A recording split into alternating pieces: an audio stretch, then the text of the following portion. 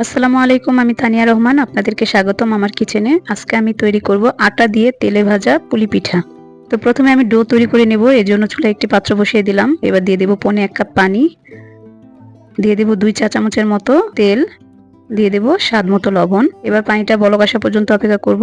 পানিটা বলক আসার পরে এবার দিয়ে দেব 1 কাপ আটা। আপনারা একই পদ্ধতি ফলো করে আরো বেশি করে বানিয়ে নিতে পারবেন। এবার আমি নেড়ে চেড়ে পানিটাকে শুকিয়ে তারপর চুলা থেকে নামিয়ে নেব। তো আপনাদের কারো কাছে যদি আমার ভিডিও ভালো লেগে থাকে তাহলে লাইক কমেন্ট করে দিবেন এবং সাবস্ক্রাইব করে আমার পাশে থাকবেন। এই তো চুলা থেকে নামিয়ে একটু ঠান্ডা করে নিয়েছি। এবার একটি বাটিতে ঢেলে নিয়েছি। এবার আমি ভালো করে মেখে নেব।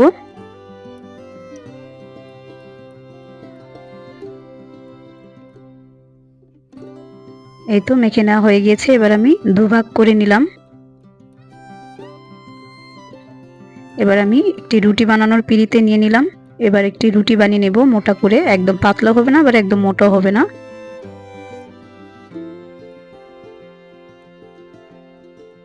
আপনাদেরকে দেখিয়ে দেব এই তো কেমন হবে, একদম পাতলাও না আবার একদম মোটাও না।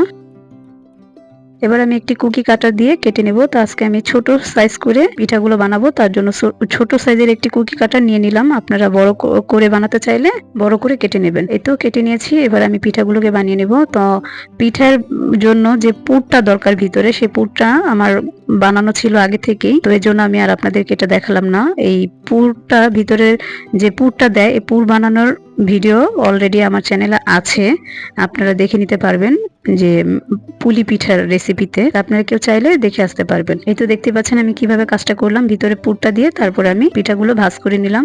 এভাবে সবগুলোকে বানিয়ে নিয়েছি। এবার আমি তেলে ভেজে নেব। তো চুলায় একটি প্যান বসিয়ে পর্যাপ্ত পরিমাণে তেল দিয়ে দিলাম। তারপর তেলটা হালকা গরম হওয়ার পরে আমি পিঠাগুলোকে ছেড়ে দিলাম। দেখতে পাচ্ছেন আমি কিভাবে কাজটা করছি। তো চুলার আঁচটা একটু লোতে রেখে তারপর পিঠাগুলোকে ভাজবো। একেবারে চুলার আঁচটা বাড়িয়েও দেওয়া যাবে না আবার একেবারে কমিয়েও দেওয়া যাবে না। এই তো পিঠাগুলো ভেজে নেওয়া হয়ে গিয়েছে সুন্দর একটি কালার করে। এবার আমি উঠিয়ে নিচ্ছি।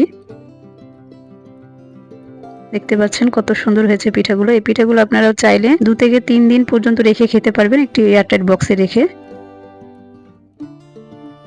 এই তো সবগুলো পিঠা ভাজা হয়ে গিয়েছে। দেখতে পাচ্ছেন কতটা লোভনীয় হয়েছে। তো সবাই ভালো থাকবেন, সুস্থ থাকবেন। আসসালামু আলাইকুম।